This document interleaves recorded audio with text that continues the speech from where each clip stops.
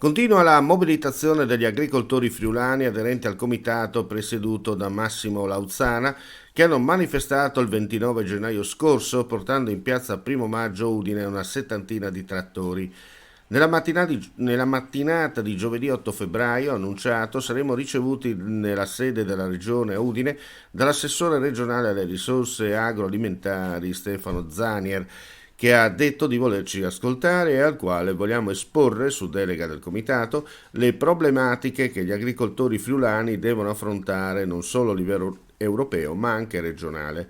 La delegazione, anticipato Lauzzana, sarà guidata da me e composta da altri 5 agricoltori del comitato.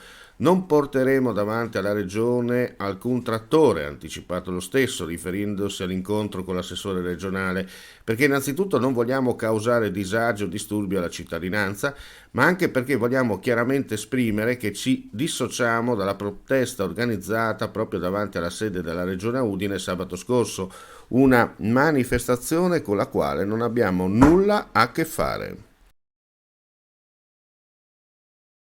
Andremo a fare una nuova ed importante legge, un unicum, lo dico, in Italia.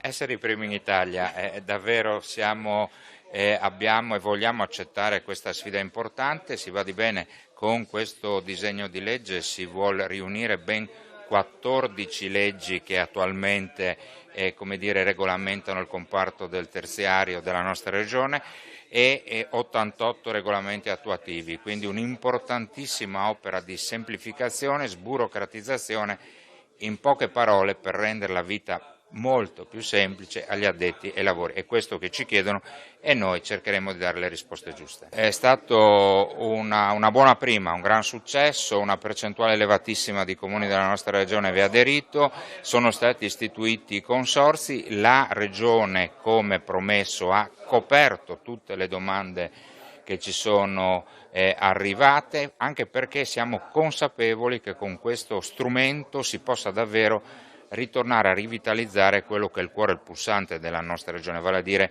i centri storici, i centri dei nostri paesi, insomma i negozi, le botteghe, tutto quel mondo che ruota attorno al commercio e all'artigianato.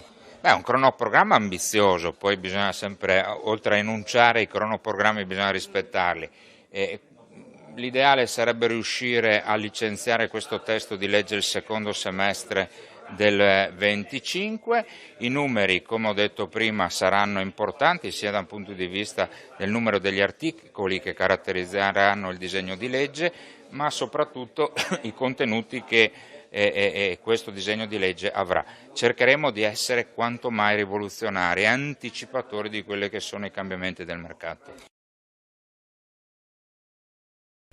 L'acqua della Roggia, dopo aver già attraversato ad inizio anno vicinale e raggiunto Butrio e Caminetto, bagna finalmente anche l'abitato di Camino. Tutto merito dei lavori di manutenzione che si sono conclusi lo scorso dicembre, finanziati per circa 48.000 euro dalla Regione Friuli Venezia Giulia, grazie a un bando regionale del 2022 sugli interventi di manutenzione ordinaria, approvati dalla Giunta Comunale di Butrio a fine settembre 2023 ed eseguiti dalla ditta Immer di Colloredo di Montalbano su progetto redatto dall'ufficio tecnico del comune. I lavori hanno previsto la pulizia e il decespugliamento dell'alveo e delle sponde, il rifacimento di alcuni manufatti cementizi e ferrosi, tombotti e ponticelli, la ricalibrazione delle sezioni fluenti nei tratti in cui si ravvisa particolare necessità. Il deflusso della Roggia di Butrio, al pari della Roggia Cividina, venne interrotto a luglio 2022 a causa del particolare periodo di siccità. Dopo qualche mese di asciutta, l'acqua fu ripristinata nella Roggia Cividina, raggiungendo però con molto ritardo la Roggia di Butrio e il territorio comunale.